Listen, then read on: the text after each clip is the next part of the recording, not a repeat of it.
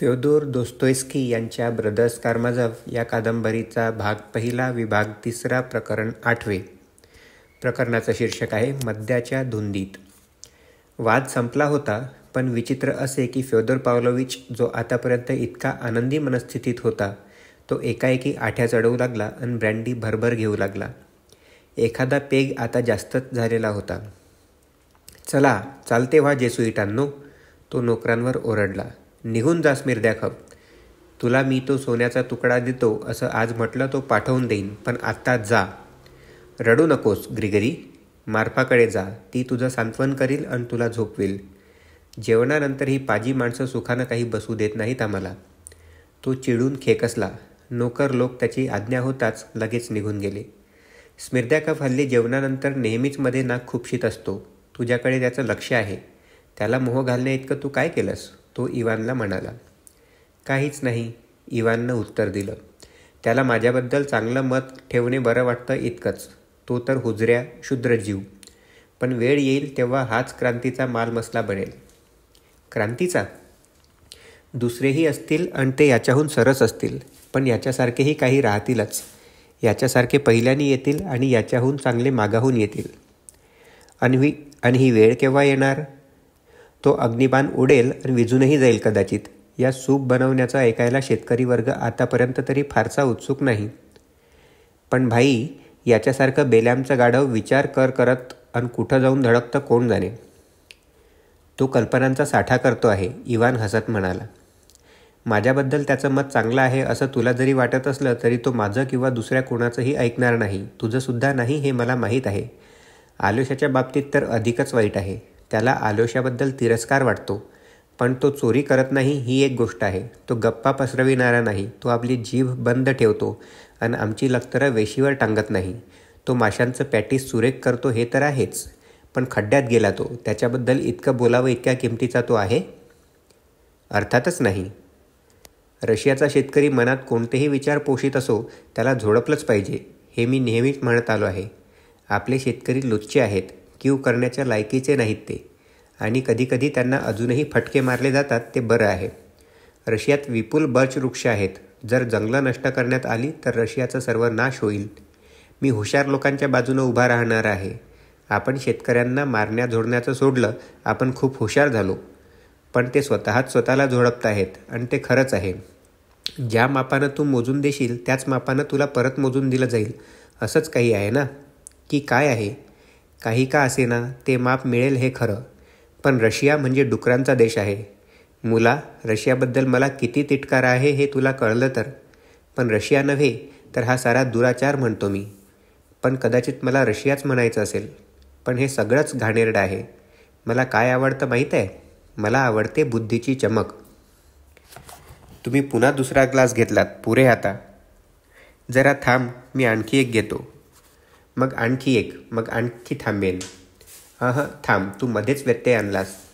मोक्रोयमध्ये मी एका म्हाताऱ्या माणसाशी बोलत होतो. तो मला म्हणाला, आम्हाला मुलींना फटक्याची शिक्षा देण्या इतकं दुसरं काही आवडत नाही. हे मुलींना फटके देण्याचे काम आम्ही तरुण मुलांकडे देतो. ज्या मुलीला त्यानं आज मारलं असेल तिला उद्या तो तरुण लग्नाची मागणी घालील. त्यामुळे मुलींनाही ते चांगलं परवडतं. पहा कसा साधचा संच आहे तो. पण त्यात काही म्हटलं तरी हुशारी आहे. आपण जाऊन एकदा त्यावर नजर टाकू.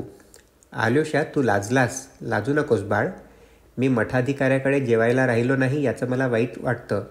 आणि त्या संन्याशांना मोकरायमधल्या पोरीबद्दल सांग. आलोशा, आज सकाळी तुझ्या मठाधिकाऱ्याला मी दुखवलं याबद्दल रागवू नकोस. मला माझा राग आवरला नाही. जर ईश्वर असेल, जर तो खरोखरच अस्तित्वात असेल तर अर्थात मलाच दोष लागेल आणि मला त्याचा जाब द्यावा लागेल. पण ईश्वर जर मुळी नसेलच तर तुझ्या त्या संन्याशांची काय लायकी? नुसतीच त्यांची डोकी उडवून भागणार नाही, ते प्रगतीचा पाय मागे ओढतात. माझ्या भावना त्यांना दुखावतात हे तुला खरं वाटेल इवान? नाही, तुझा त्यावर विश्वास बसत नाही. तुझ्या डोळ्यातून मला ते दिसतं. मी एक विदूषक आहे असं लोक म्हणतात, त्यावर तुझा विश्वास आहे. मी विदूषकाखेरीज काही नाही असं तू मानतोस आलोशा? नाही, मी तसं मानित नाही. तू मानित नाहीस आणि खरं बोलतोस यावर माझा विश्वास आहे. तू प्रांजळ दिसतोस आणि मनापासून खरं ते बोलतोस. पण इवान तसा नाही. इवान शिष्ट आहे. काही असलं तरी तुझ्या संन्याशाचं मी शेवट करणार आहे. साऱ्या रशियावरचं गूढवादाचं प्रकरण मी कायमचं दडवून टाकणार आहे. म्हणजे ते सगळे मूर्ख अक्कल शिकतील आणि मग सोन्या चांदीचा केवढा ओघ टाकसाळीकडे व्हायला लागेल. पण दडपून का टाकायचं? इवाननं विचारलं. कारण सत्याचा विजय व्हावा म्हणून. ठीक, जर सत्याचा विजय झाला तर आधी तुम्ही दडपले जाल. हो, तुझं म्हणणं बरोबर आहे. मी गाढवच आहे.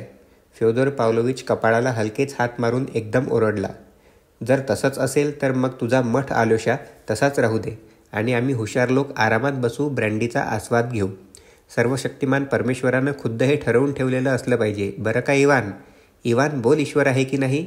थांब, खरं बोल, मनापासून बोल. तू पुन्हा का हसायला लागलास? पर्वताला हलायला लावू शकतील असे 2 महात्मे आहेत या स्मिर्द्याकपच्या श्रद्धेसंबंधी तुम्ही मार्मिक शेरा मारलात, त्यावर मी हसलो. मग मी आता त्याच्यासारखा आहे का? बरेचसे. अच्छा, मी सुद्धा रशियनच आहे आणि माझ्यात रशियनांचे विशेष स्वभाव गुण आहेत असंच त्यावरून दिसतं. आणि तू सुद्धा. जरी तत्त्वज्ञानी असलास तरी असाच पकडला जाशील. पकडू मी तुला? उद्या मी तुला पकडलं तर काय पज लावशील बोल. पण ते जाऊ द्या, ईश्वर आहे की नाही ते सांग. मात्र गंभीर हो. तू आता गंभीर व्हावंस अशी माझी इच्छा आहे. नाही, ईश्वर नाही. आलोशा, ईश्वर आहे का? आहे. इवान, आणि काही एक प्रकारचं अमरत्व, अगदी थोडं, अगदी एवढंसं तरी आहे का? अमरत्वही नाही. मुळीच नाही? मुळीच नाही. म्हणजे पूर्ण शून्यता आहे तर मग? कदाचित काहीतरी लेश मात्र तरी असेल. काहीच नसल्यापेक्षा काहीही असलेलं बरं. पूर्ण शून्यता. आलोशा, अमरत्व आहे का? आहे. ईश्वर आहे आणि अमरत्व आहे? ईश्वर आहे आणि अमरत्व आहे. ईश्वरातच अमरत्व आहे. हां, इवानचं अधिक बरोबर असण्याचा संभव आहे. बापरे, माणसानं किती श्रद्धा, किती शक्ती त्या स्वप्नापाशी उगीच खर्चून टाकली आहे. आणि किती 1000 वर्षे. माणसाला कोण हसतो? इवान, आता एकदा शेवटचं विचारतो. ईश्वर आहे की नाही हे आता मी शेवटचं विचारित आहे. आणि शेवटचं सांगतो, नाही. मनुष्य जातीला कोण हसतो आहे इवान? तो सैतान असला पाहिजे, इवान हसत म्हणाला. आणि सैतान तो आहे का? नाही, सैतानही नाही. जाऊ दे सारं खड्ड्यात. ज्या माणसानं पहिल्या प्रथम कल्पनेतून ईश्वर निर्माण केला त्याला काय करावं आणि काय न करावं असं होतंय मला. कडू ॲस्पन झाडावर त्याला फाशी देणं हे सुद्धा त्याला मान दिल्यासारखं होईल. ईश्वर निर्माण केला गेला नसता तर मानवी संस्कृतीच अस्तित्वात आली नसती. नसती? ईश्वराविना? नसती. आणि ब्रँडीही आली नसती. पण काही झालं तरी तुमच्यापासून मला ब्रँडी दूर केली पाहिजे. थांब बाळा, आणखी एक छोटासा पेला. मी आलोशाच्या भावना दुखावल्या आहेत. तू माझ्यावर रागावला नाहीस ना आलोशा, माझ्या लाडक्या बाळा ॲलेक्सी? नाही, मी रागावलो नाही. मला तुमचे विचार समजतात. तुमचं अंतःकरण तुमच्या बुद्धीपेक्षा अधिक चांगलं आहे. माझं अंतःकरण माझ्या बुद्धीपेक्षा अधिक चांगलं आहे? खरं? अरे देवा. आणि ते तू म्हणावंस? श्वान, तुझा आलोशावर प्रेम आहे? हो. तू त्याच्यावर अवश्य प्रेम कर. फ्योदोर पावलोविच यावेळी खूप प्यालेला होता. ऐक आलोशा, मी आज संध्याकाळी तुझ्या महंतांशी उद्धटपणानं बोललो, पण मी क्षुब्ध झालो होतो. पण त्या महंतात बुद्धीची चमक आहे. तुला नाही वाटत इवान? शक्य आहे. आहे, त्याच्यात बुद्धीची चमक आहे. तो जेसुईट आहे आणि रशियन जेसुईट आहे. तो अब्रूदार मनुष्य असल्यामुळे साधूपणाचा आव आणून तसं ढोंग करावं लागतं याचा त्याच्या मनात एक दडलेला संतोष उकळत असतो. पण त्याची ईश्वरावर श्रद्धा आहे हे निसंशय. मुळीच नाही. तुला माहीत नाही? अरे काय, प्रत्येकाला तो स्वतःच तसं सांगतो. म्हणजे अगदी प्रत्येकालाच नाही, पण जे कोणी बुद्धिमान लोक त्याच्याकडे येतील त्या सर्वांना. त्यानं राज्यपाल शुल्ट्झला सरळ तोंडावर सांगितलं, माझी श्रद्धा आहे, पण कशावर ते मला माहीत नाही. त्याला फार दिवस झालेले नाहीत. खरंच तो म्हणाला. तरी मला त्याच्याबद्दल आदर आहे. त्याच्यात मेकिस्टोफेलिश्रू सारखं काहीतरी आहे असं वाटतं. किंवा आपल्या काळातला वीर पुरुष सारखं म्हणा. आर्विनिन की काय रे त्याचं नाव? समजलास? तो इतका विषय लंपट आहे की त्याच्याकडे माझी मुलगी किंवा बायको पापनिवेदन करायला गेली तर मला भय वाटेल. तो जेव्हा गोष्टी सांगायला सुरुवात करतो ना, गतवर्षीच्या आधीच्या वर्षी त्यानं आम्हाला चहाला बोलावलं. चहा व मद्य. प्रतिष्ठित महिला त्याच्याकडे मद्य पाठवतात. आम्हाला जुन्या जमान्यासंबंधी सांगायला त्यानं सुरुवात केली तेव्हा हसून हसून आमची पोटं दुखायला लागली. विशेष म्हणजे एकदा मला अर्धांगवायू झालेल्या बाईला कशी बरी केली त्या संबंधानं मला एक असा नाच माहीत आहे की माझे पाय जर अधून असते तर तो मी तुम्हाला करून दाखवला असता, तो म्हणाला. आता यावर तू काय म्हणशील? माझ्या काळी मी खूप गमती करत होतो, तो म्हणाला. देमीदो व्यापारी आहे, त्याला त्यानं 60,000 नागवलं. काय, त्यानं ते चोरले? त्यानं त्याच्याकडे एक विश्वासू मनुष्य म्हणून तो पैसा नेला आणि तो म्हणाला, मित्रा, हे माझे पैसे माझ्यासाठी सांभाळ. उद्या माझ्या बिराडाची पोलीस झडती घेणार आहेत. यानं ते पैसे घेतले आणि तू हे चर्चला दिले आहेस असं तो म्हणाला. तू लुच्चा आहेस, तो म्हणाला. नाही, मी लुच्चा नाही, पण व्यापक दृष्टीचा आहे. अरे पण तो नव्हे बरं का, तो दुसराच कोणी होता. कुणाशी तरी त्याची मी गल्लत केली. माझ्या लक्षात नाही आलं ते. जाऊ द्या. आणखी एक पेग नि मग पुरे. ती बाटली उचल इवान. इतका वेळ मी खोटंच सांगतोय, तू मला थांबवलं का नाहीस? आणि खोटं सांगता आहात का म्हणाला नाहीस इवान? तुम्ही आपण होऊनच थांबाल हे मला माहीत होतं. अगदी खोटं. तू तिटकाऱ्यामुळे हे केलंस. माझ्याबद्दल निव्वळ तिटकारा आहे तुझा. तू माझा तिरस्कार करतोस. तू माझ्याकडे आलास आणि माझ्याच घरात येऊन माझा तिरस्कार करतोयस. बरं, मी जातो. तुम्ही फार ब्रँडी घेतली आहेत. मी तुला विनवून सांगितलं की चेरमाशून्यला 1-2 दिवसात जा. माझ्यावर मेहरबानी कर. तर तू जात नाहीस. तुमच्या मनातच तसं असेल तर मी उद्या जातो. तू जाणार नाहीस, तू जाणार नाहीस. तुला माझ्यावर नजर ठेवायची आहे, तेच तुला हवं आहे. द्वेषी माणसा, म्हणूनच तू जाणार नाहीस. म्हातारा असंच म्हणत राहिला. मद्यपान करता करता एक क्षण असा येतो की तोपर्यंत निरुपद्रवी असलेला मद्यपी भांडण उकळून काढू पाहतो आणि आपलंच खरं म्हणायला लागतो. त्या अवस्थेला म्हातारा पोचला होता. माझ्याकडे काय बघतोस? असं का बघतोस? तुझे डोळे माझ्याकडे बघतात आणि म्हणतात, हे गलिच्छ दारुड्या. तुझ्या डोळ्यात अविश्वास भरलाय, त्यात तिरस्कार आहे. तू इथं काहीतरी बेत योजून आलायस. आलोशा पहा, माझ्याकडे बघतो आणि त्याचे डोळे चकाकतात. आलोशा माझा तिटकारा करीत नाही. ॲलेक्सी, तू इवानवर प्रेम करू नकोस. माझ्या भावावर संतापू नका. त्याच्यावर टीका करणं बंद करा, आलोशा स्पष्टपणे म्हणाला. हो हो, बरं बरं. माझं डोकं दुखतंय. ती ब्रँडी उचल. इवान आला हे तिसऱ्यांदा मी तुला सांगतोय. तो विचारमय झाला. एकदम मंद लोच्चेगिरीचं हास्य त्याच्या चेहऱ्यावर पसरलं. या दुबड्या म्हाताऱ्याचा राग करू नको इवान. मला माहीत आहे तुझं माझ्यावर प्रेम नाही. तरीसुद्धा माझ्यावर राग धरू नकोस. माझ्यात असं काय आहे की तू माझ्यावर प्रेम करावं? तू चेरमशिन्याला जा. मी स्वतः तुझ्याकडे येईन. मी तुला एक भेट देईन. तिथे एक चिमुकली पोरगी मी तुला दाखवीन. फार दिवसांपासून माझा तिच्यावर डोळा आहे. ती अजून अनवानीच हिंडत असते. अनवानी पायांच्या पोरींना भ्यायचं कारण नाही. त्यांचा तिटकारा करू नको. त्या म्हणजे रत्न आहेत, रत्न. आणि त्यानं मोठ्या रुचीनं आपल्या हाताचं चुंबन घेतलं. माझ्या मते, तो लगेच पुन्हा उल्हसित होऊन म्हणाला, माझ्या मते, मुलांनो, माझ्या मते मी माझ्या आयुष्यात स्त्रीला कधी कुरूप समजलो नाही. तुम्हाला समजतं हे? कसं समजणार? आपल्या आवडत्या विषयावर येताच तो जणू नशेतून बाहेर आल्यासारखा झाला. अरे, तुमच्या धमन्यातून दूध वाहत आहे, रक्त नाही. अजून तुम्ही आपली कवचं फोडून बाहेर आलेलं नाहीत.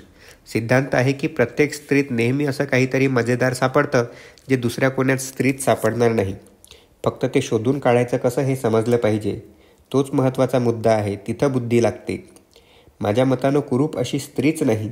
ती स्त्री आहे ह्यातच अर्धी लढाई जिंकल्यासारखं आहे. पण तुम्हाला कसं ते समजणार? अगदी जरठकुमारीमध्ये सुद्धा तुम्हाला असं काही सापडेल की तुम्ही नुसतं आश्चर्य करीत राहाल. अशा स्त्रियांकडे लक्ष न देता त्यांना म्हाताऱ्या होऊ देण्या इतके पुरुष मूर्ख कसे?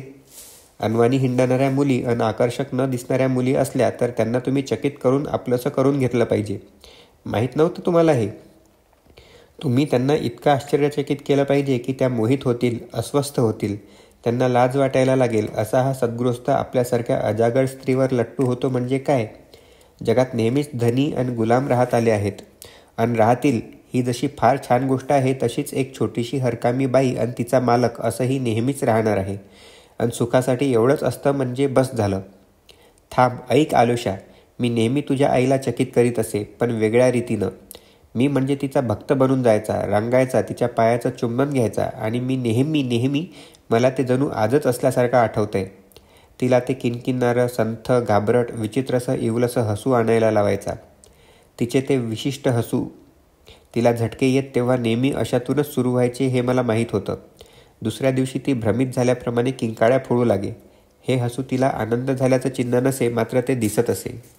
तेव्हा प्रत्येकाला पकडीत कसं घ्यायचं ही एक फार मोठी गोष्ट आहे. बेल्याबस्की नावाचा एक देखणा आणि श्रीमंत मनुष्य होता. त्याला इथं येऊन तिच्या भोवती घोटाळत राहण्याचा शौक असे. एकदा त्यानं तिच्या देखात माझ्या मुस्काटात मारली आणि ती एखादी शेळीसारखी गरीब, पण मला वाटलं या थपडेबद्दल ती मला ठोसा देऊन खाली पाडणार. केवढी बिथरली ती माझ्यावर.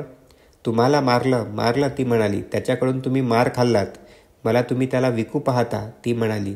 आणि माझ्या देखत तुम्हाला मारायची त्याची छाती तरी कशी झाली. माझ्याजवळ पुन्हा येण्याची हिंमत करू नका. कधी येऊ नका. उठा, धावा, त्याला द्वंद्वाचं आव्हान द्या. तिला भानावर आणण्याकरता मी तिला मठात घेऊन गेलो. धर्मोपदेशकांनी तिच्याकरिता प्रार्थना करून तिला शुद्धीवर आणलं. पण देवाची शपथ घेऊन तुला सांगतो आल्योशा, मी कधी त्या वेड्या मुलीचा अपमान नाही केला. फक्त एकदा, मला वाटतं पहिल्या वर्षी, त्यावेळी तिला प्रार्थना करण्याचा अतिशय छंद असायचा. ती विशेषतः माय मेरीचे उत्सव पाळीत असे आणि त्यावेळी मला खोलीबाहेर हाकलून देई. मी मनाशी म्हणे, हे धार्मिक वेड मी तिच्या डोक्यातून उपटून काढीन. ही बघ, मी तिला म्हटलं, तुला तुझी पवित्र मूर्ती इथं दिसते, ती इथं आहे. आता मी ती खाली काढून घेतो. तिच्यात चमत्कार आहे असा तुझा विश्वास आहे, पण बघ, मी सरळ तिच्यावर थुंकतो आणि मला काही होणार नाही. तिनं जेव्हा पाहिलं, देवारे, मला वाटलं मला ती ठार करणार, पण फक्त ती ताडकन उठली. तिनं आपले हात चोळले आणि मग एकदम त्या हातात आपला चेहरा लपविला आणि तिच्या सर्वांगाला कंप सुटला. ती धाडदिशी जमिनीवर पडली ती हातपाय आखडूनच. आल्योशा, काय झालं तुला? म्हातारा धास्तीनं ताडकन उठला. त्यानं आल्योशाच्या चेहऱ्यात हळूहळू बदल होत गेला होता. तो लालेलाल झाला. त्याचे डोळे चमकू लागले. त्याचे ओठ थरथरू लागले. दारुड्या म्हातारा बडबडत चालला होता. त्याला काही दिसत नव्हतं. इतक्यात काहीतरी अतिविलक्षण असं आल्योशात घडून आलं. म्हातारा ज्या वेड्या स्त्रीचं जे काही वर्णन करून सांगत होता, बरोबर अगदी तसंच आल्योशाच्या बाबतीत घडत गेलं. अशी त्याची आई उठली म्हणून म्हाताऱ्यानं सांगितलं तसाच तो आपल्या जागेवरून उठला. आपले हात त्यानं घसाघसा चोळले. आपलं तोंड त्यानं लपवलं आणि तो एकदम खुर्चीत कोसळला. त्याचं सारं अंग एकदम फुटलेल्या जबरदस्त अस्फुट हुंदक्यांच्या झटक्यांच्या आवेगानं गदागदा हलू लागलं. त्याच्या आईशी त्याचं हे विलक्षण साम्य म्हाताऱ्याच्या मनात विशेष ठसलं. इयान, पाणी आण जल्दी. हे तिच्यासारखं झालंय. अगदी त्याची आई त्यावेळी जशी होई तसं झालंय. तुझ्या तोंडात पाणी घेऊन जोऱ्यानं त्याच्या तोंडावर चूळ सोड. मी तिला असंच करीत असे. आपल्या आईबद्दल ऐकून तो अस्वस्थ झाला आहे, तो इयानला म्हणाला. पण त्याची आई ती माझीही आई होती, मला वाटतं, होती ना?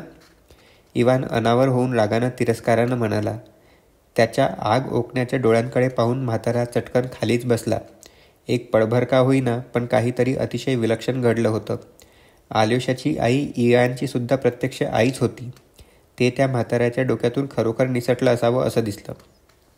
तुझी आई? तू न समजून पुटपुटला. तू काय म्हणतोस?